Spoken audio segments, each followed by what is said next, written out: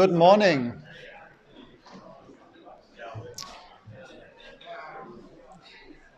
Welcome to today's lecture. Today I'm going to give you a crash course to Python. So I hope my aim is to get everyone to the same level regarding Python knowledge today. Yeah? Yeah. The trick was to reduce the... Yeah? Yeah, thanks. Okay, so the idea today is to bring everyone to the same level regarding Python knowledge. So for someone who has maybe not so much experience with Python, you learn a lot today. For you who have maybe a lot of experience with Python, I hope you will still learn some things today because I will mention some of the features that Python 3 and especially Python 3.6 has gotten. So maybe just a very quick talking about this graph here. So this graph shows the 12-month average usage of different programming languages since 1989 all the way to 2019. And it's essentially a ranking of the most used programming languages. And you can see Python now is the third most used programming language after C and Java. And you can see in the past years it has really kind of gotten to the top regarding to that list. So it's a programming language or a scripting language that you will encounter essentially in almost any workplace, but also in when you do computational science like I do. So most of our work is being done in Python. But of course, Python also has some disadvantages. For instance, it's much slower than compiled languages like C. And this is going to be the topic in 2 weeks' time, how we can combine fast languages like C with slow languages like Python. But the beautiful thing with Python is that it might be slow to execute. It's very fast to program and very intuitive. So that's, I guess, one of the main reasons why it's so popular. So before we dive in, first some organizational things. So the deadline for assignment 2 is tonight. So make sure that your solution is pushed in your private repository, your private GitHub repository. And just one thing, the assignment should be stored in a subfolder called assignment 2.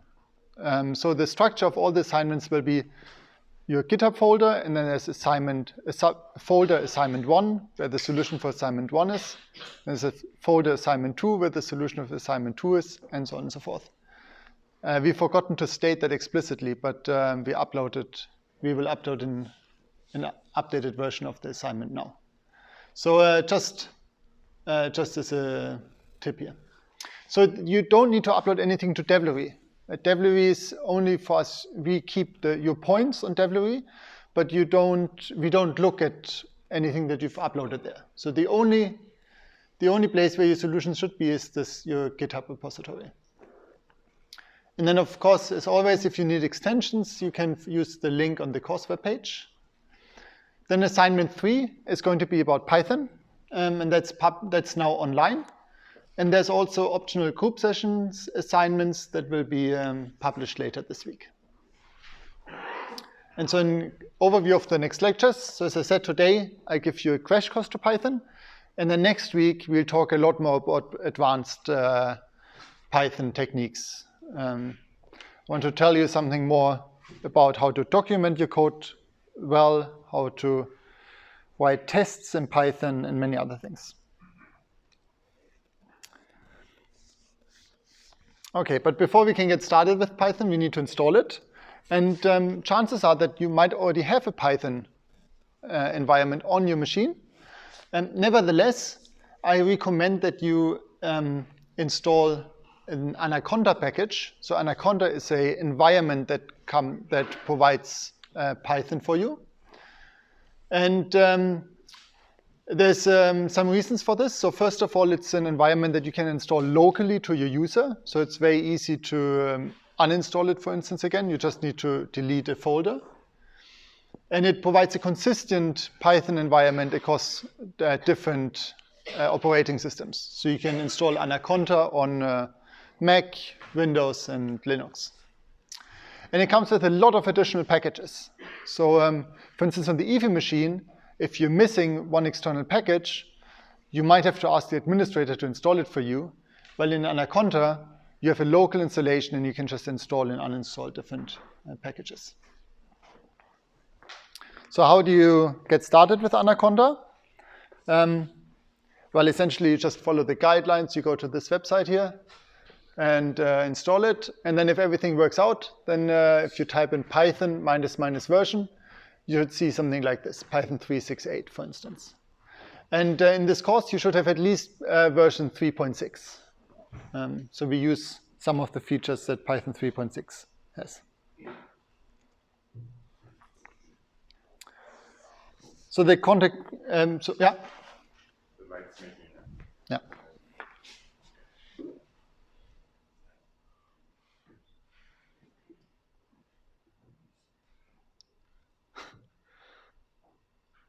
Or maybe it's a different one now.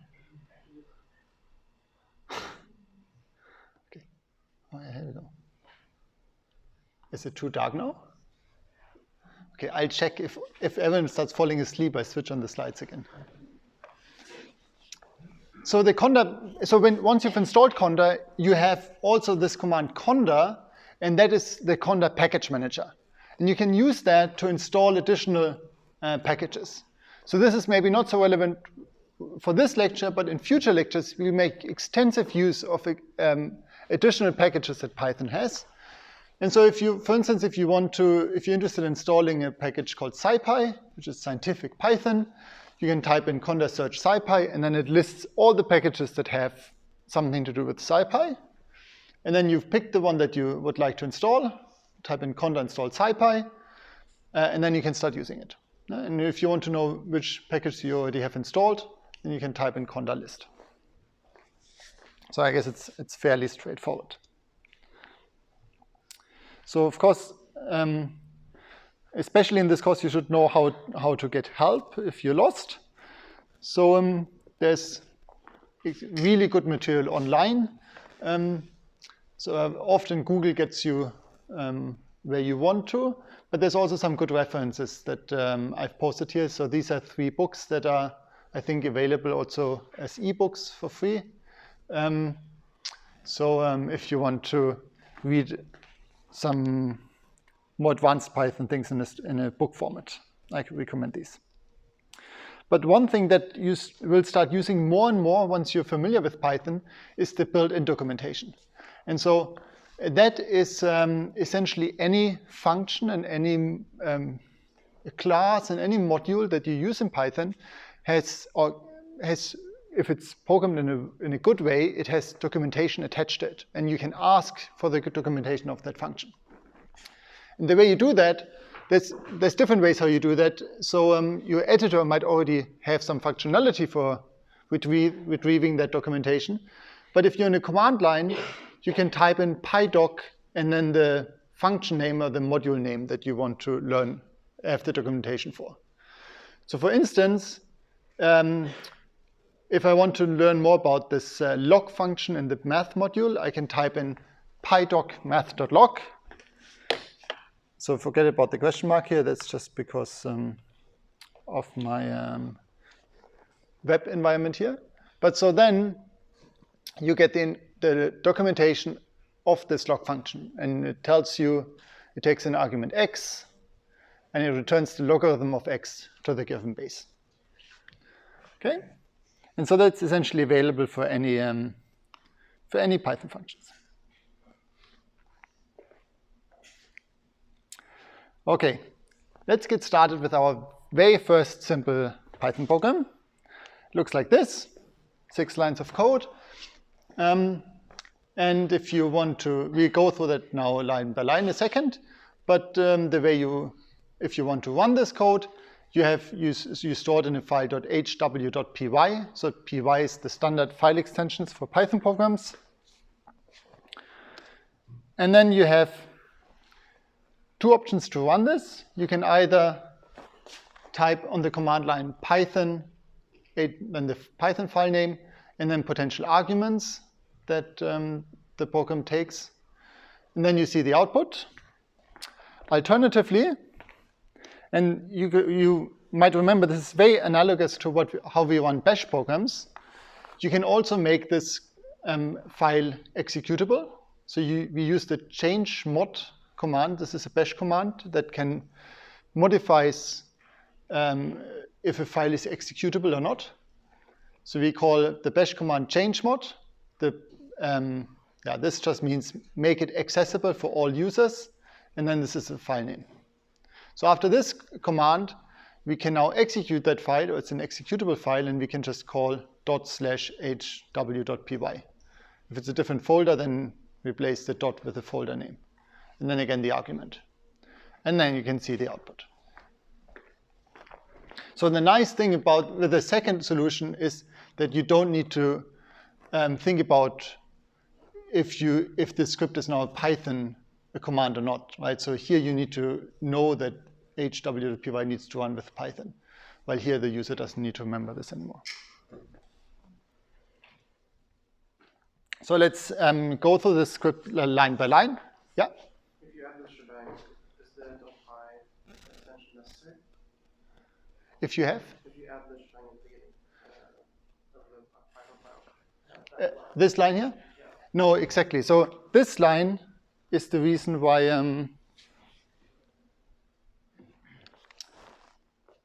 you can just, if you make it executable, right, then you don't need the Python interpreter explicitly anymore. Yeah. So this is our magic line. How did he call it? Shebang? It's called shebang. Yeah. The shebang line that tells the environment which type of script it is, or which interpreter should be used. So in this case, we ask it to use the Python interpreter because we are writing a Python script. Then in the next two lines, we import additional functionality that we would like to use in our Python program. So these are two modules that are part of the default Python installation. So we import the sinus function, which simply computes the sinus of a number from the maths module. And then we also import the sys module. The sys module allows us to get command line arguments.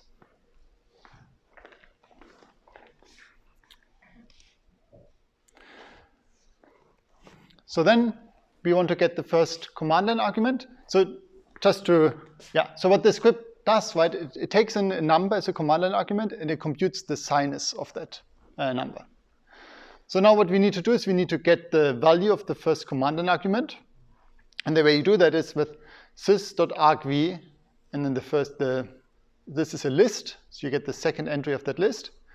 And so here's something you should know. So in Python, all variables are strongly typed, which means that if you have a variable, it has exactly one type. And these, the command line arguments, these are strings. Okay?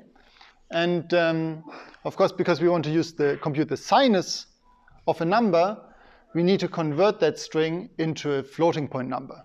Right? So we do an explicit conversion from a string to a floating point number, and then store the variable as we store that value in the variable x. So of course, there might be an error happening. If you provide a string that is not convertible to a float, Python will raise an exception and abort the execution at this point. But for now, we assume that everything goes well and that the floating point representation of our command line argument is stored in x. And so now we can print out the result. And so this is something that, so we use the print command to print out to the to the standard output. And this is an argument you provide the string. And here we use a new, the f strings. So this is something that is introduced in Python 3.6. So you can have formatted strings. The way you have them is you add an f at the beginning, and then you the string is in between double semicolons. And so then you can have the text that you want to print it out. And if you use curly brackets, this is where you can do a variable substitution, right? So here we want to print out hello, sinus, and then whatever the value of x was is being substituted in here, equals, and then sin x here, and there's actually something missing. So we should have, I just add this here, sin x equals sine of x. Okay, so we need to, of course, we need to compute the sinus value of x and store it in a variable sin x, and then we also output that. So these are the formatted strings, and then you can also specify, if you have more control on how the output should be formatted, you can specify, for instance, the number of digits that should be outputted. So if you add a colon after the variable name, and then .3f, this stands for, I want to please print this as a floating point number with 3 digits, for instance. So you have some kind of control on how the output should look like.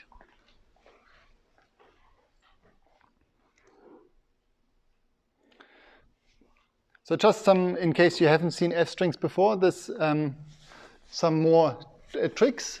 So f strings are supposed to be the new replacement for, you might have already known the dot format function to format strings. There's also this percentage that you can add after string to substitutions. So in new Python, this is the preferred way on how to format strings. So essentially, you can somewhat forget what you've learned before and start using these f strings.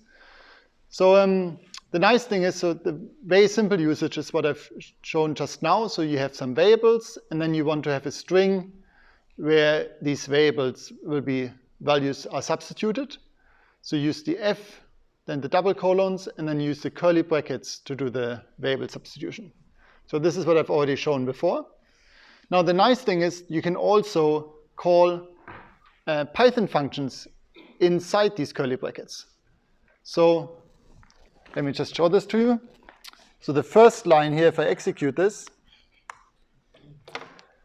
right, it prints, hello Simon, you're 35. So I'm just substituted the values of the variables inside the string. But now I can also capitalize, I can call the .upper function on that name variable to capitalize the name. And I can also do arithmetic operations on the numbers. So I can, for instance, take the h squared. Right? So if I call this, right, then hello, capital Simon, you're 1,225. And then there's also multi-line strings. So sometimes it's useful. This is actually mostly for if you have very long piece of text and you don't want to store it in one long line in your Python file. It's sometimes nice to distribute the text across multiple lines.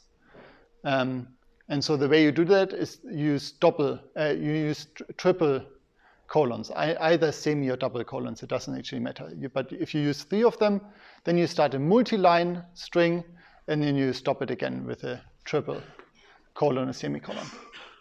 Now, keep in mind that just because it's multi-line in the code,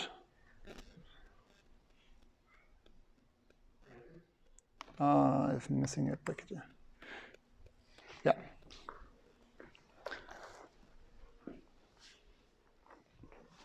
Okay. So then you get a multi-line string here. Let me just see. Yeah. And you can see if you look at the raw string format, whenever you add a new line here in the multi-line string, you get this \n character. And then if you print that \n character, it becomes a new line in the output. So your output will actually consist then of 3 lines here. Does that make sense?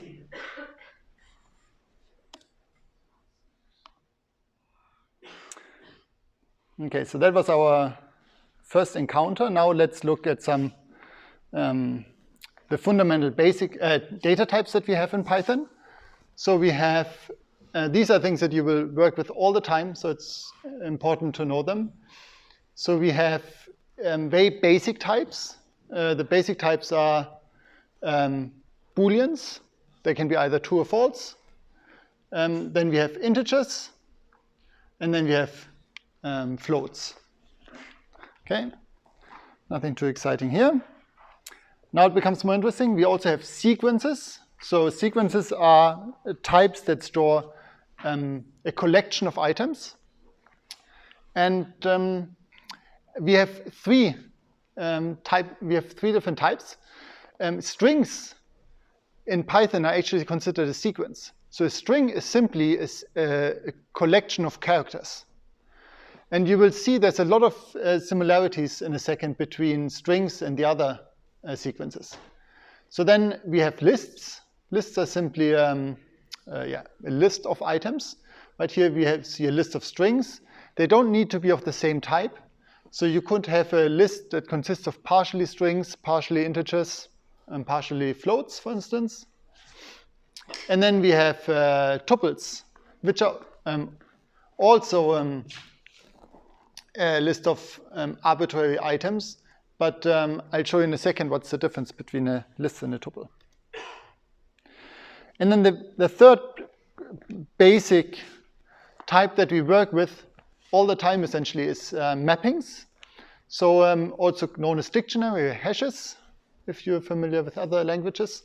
So essentially what they are is they are mappings from item to value.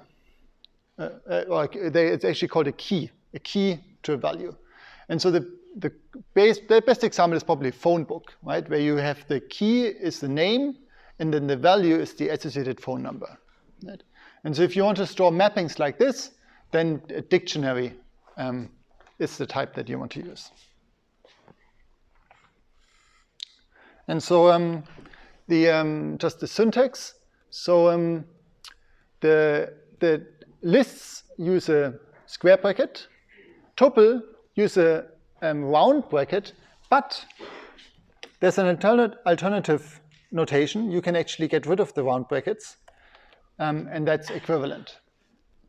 Right, so tuples can be written as these round brackets, or you can actually just leave them out. And we'll see some use cases of this that are going to be quite nice later on.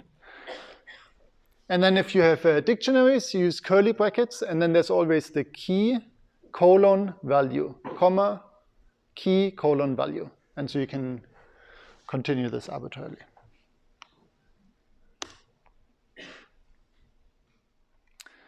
So lists and tuples, at the first sight, they look very similar, but they actually have a key difference. That's another concept that you need to learn about, is that some objects in Python are mutable. And mutable simply means that you can change them. You create them once, and then you can change them later on. And other types are immutable. So immutable types, you create them once, and they always have the same value for their entire lifetime.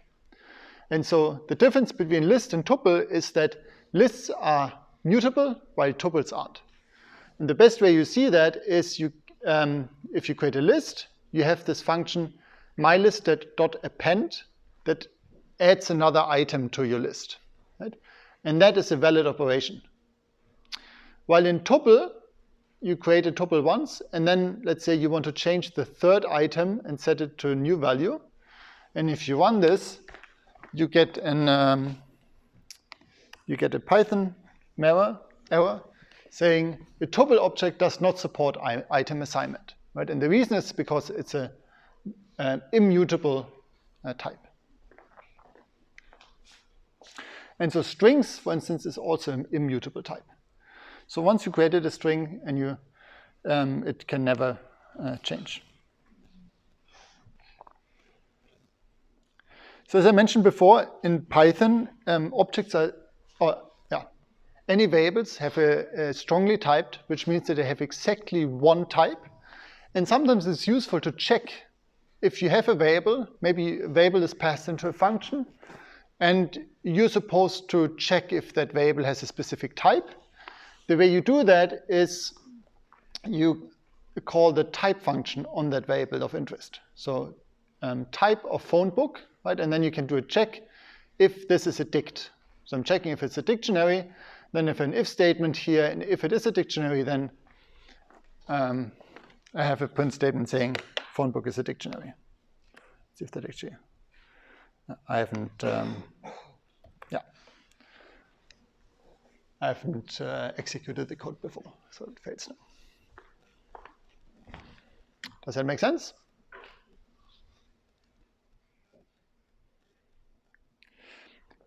So one common operation that you will use when you work with lists and tuples, but also potentially strings, is that you want to loop over all the items in the strings, in that sequence. And normally, if you come from C, from a C perspective, normally what you would do is you would loop over some kind of, you would check how long your sequence is, then you would have an integer that kind of increases in each loop, and then you would use the, get the ith value of your sequence, right?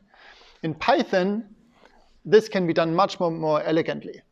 So if you have a list and you want to loop over all the items in the list, you simply use a for loop where you say for name or item in my employee list, and then inside that list you have you can access that item variable here. For instance, print out the name. Right, so this is how you iterate over. In this case, it's in this case we are looping over a list, and so now you can see the interesting effect of how Python treats strings, right? So if I instead change my employees variable to be string, this code will still work, and that's because Python treats a string as a sequence of characters, and so if you loop over all characters in that string, you get one line for each character here. So you can see that there's a lot of the same syntax can be used for a wide range of objects. So of course here also, as we know, tuples are also sequences. So I could also pass in a tuple here, and it would also work.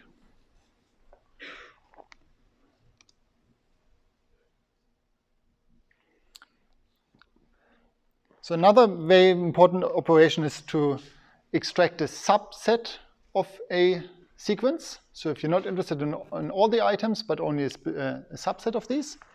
And so the syntax for that or the operation that you use for that is called indexing and slicing.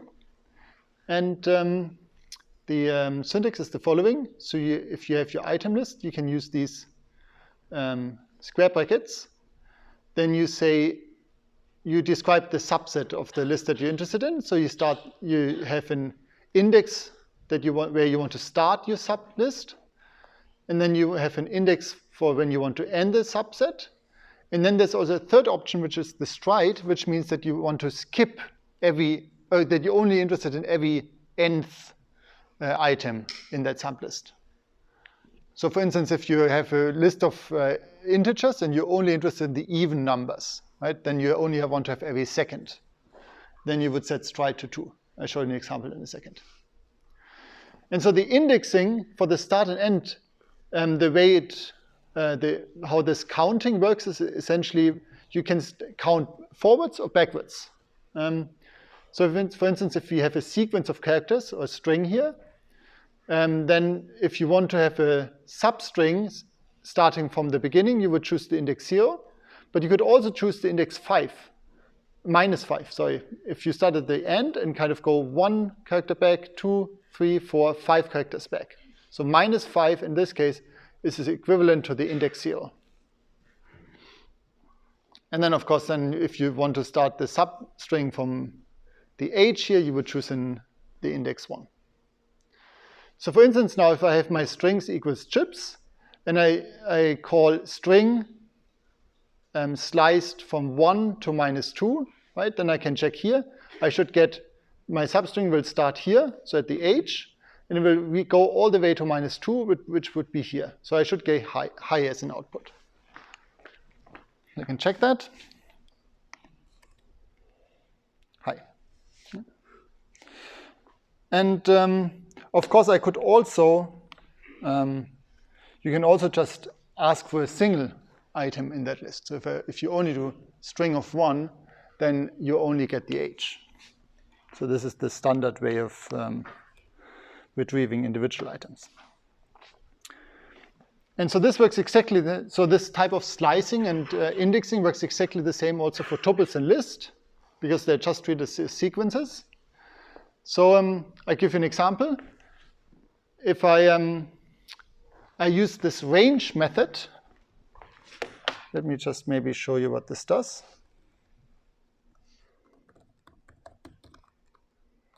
So range creates, it's actually an iterator, but it's a bit technical. So it creates numbers starting from 0 all the way to 39. And then I convert that to an explicit list. Right? So numbers, if I print it out here, you have a list of numbers starting from 0 all the way to 39. So this is quite a useful command if you want to loop over indices. But now let's say you only want to loop over indices that are even, only the even numbers. So then we can use our slicing technique. What we do is we follow the syntax up here. So we're interested in all the even numbers from 0 to 39. So I don't provide a start index. So I just leave it out here. Then I have a colon.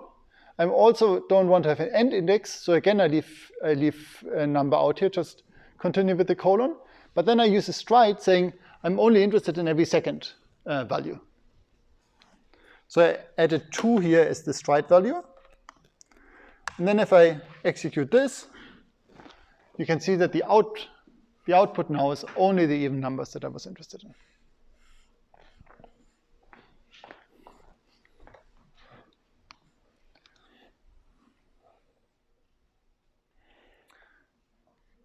So another quite useful property is that you can glue sequences together with plus and star. It's maybe something that is a bit surprising at first, but it can be quite useful. So let's say you're Simpson and your task is to write this 10 times or 11 times actually. The way you would do this in Python rather than having to write this out 11 times is you write the quote once, and then you take the quote, add a colon space in here just for that it looks prettier. Then you multiply it by 10. That just means duplicate it 10 times. And then you add the quote one more time at the end. So if you execute this, this is the work done, Simpson's work done in Python style.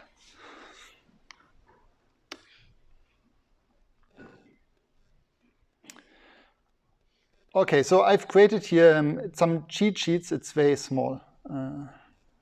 And we don't need to go through this in detail. This is more as a reference for you.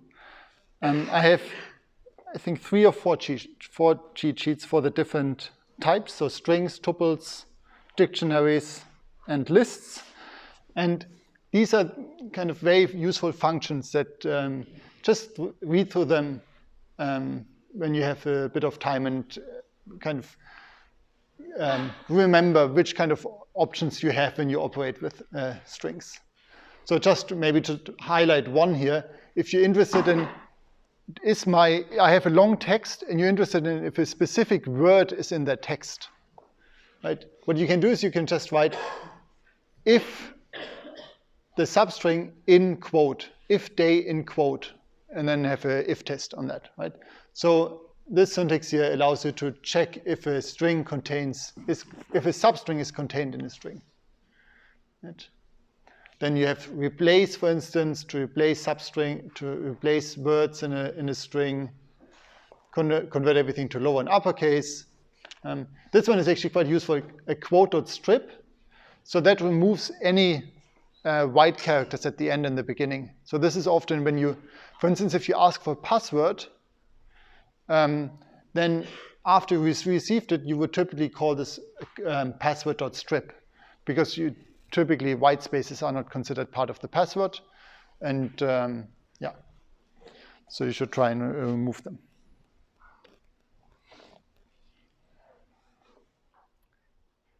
And so I won't go through this now, but there's a second cheat sheet that shows you the same thing for lists, right? And many of these things, many of the syntax is actually the same, because both of them are sequences and Python treats them the same.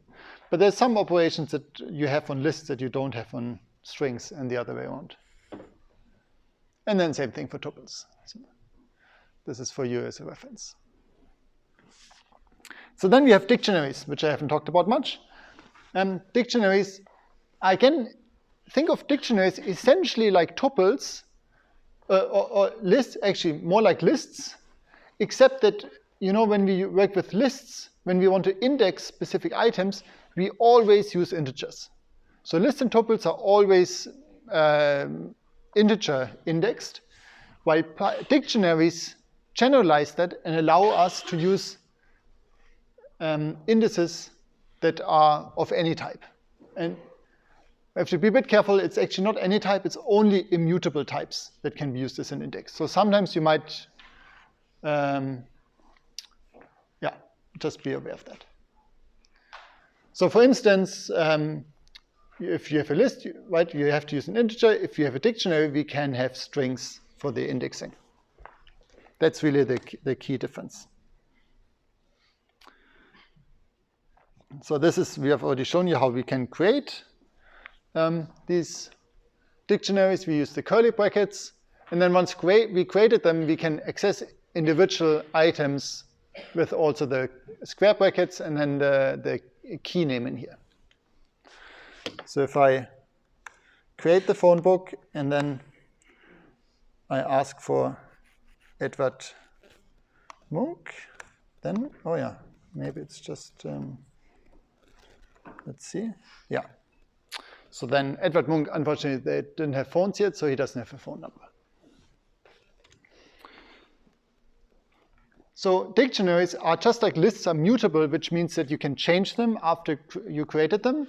So for instance, we can add another entry to the phone book by simply making an assignment. So we do phone book, then the key, the new key that we want to have, and then the equals, and then we do an assignment to here's the value. And then we can also delete items in a phone book. So John Doe, we just call del, and then the dictionary with the key. So if we can run this and just check what the phone, oh yeah. Let's see what the phone book looks like now after I executed these.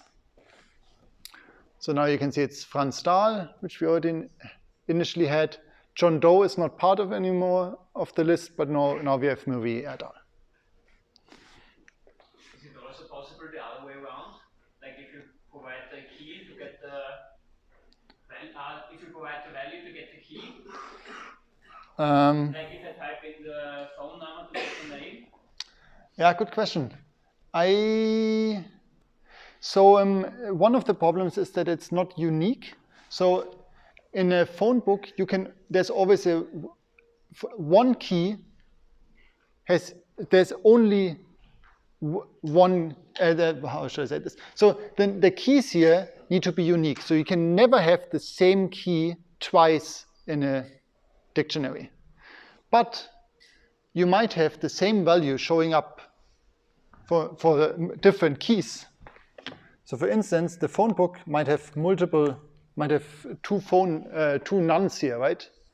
And so this reverse mapping that you're talking about would then return two keys. So my point is, I don't think there's a standard function for doing that, but of course you can implement it. And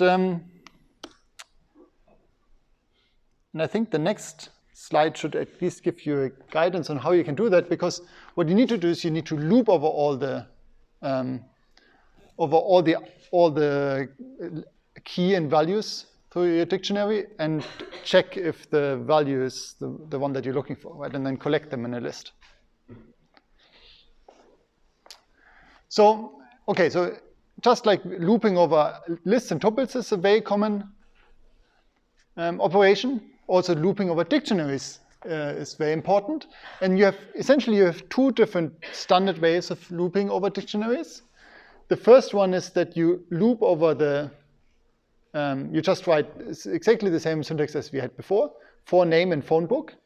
And then, so what you get is you loop over all the items and you get the keys of the dictionaries. In this case, it's the name, right? So in this case, we simply get a list of names.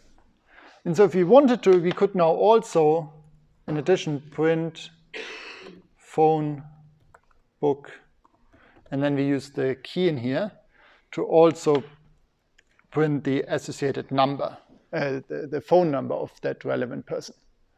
But there's a more explicit way of doing that, and that's shown here on the bottom. If you're interested in both the names and the numbers, we can simply call for name, comma number in phonebook.items.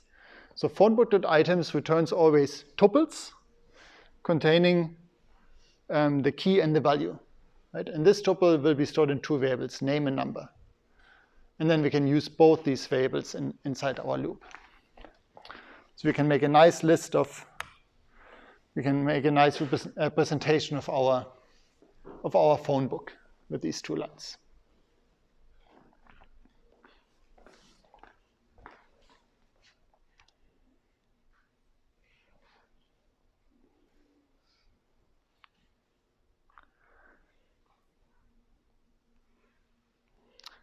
Okay, maybe we stop here and we start again at just before 1:15.